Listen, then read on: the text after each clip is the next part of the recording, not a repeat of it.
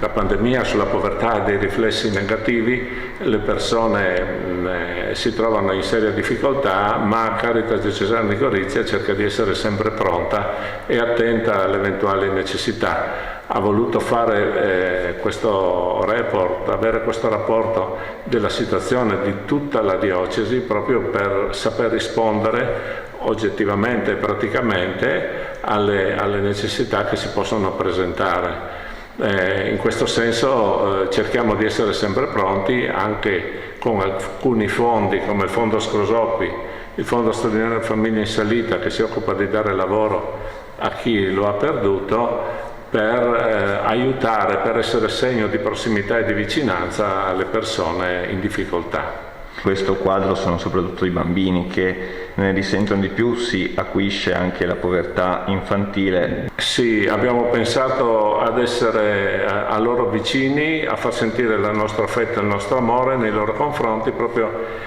inventando un gioco, un tipo gioco dell'oca, ma con le domande e con le azioni fa sì che possano uscire dal contesto familiare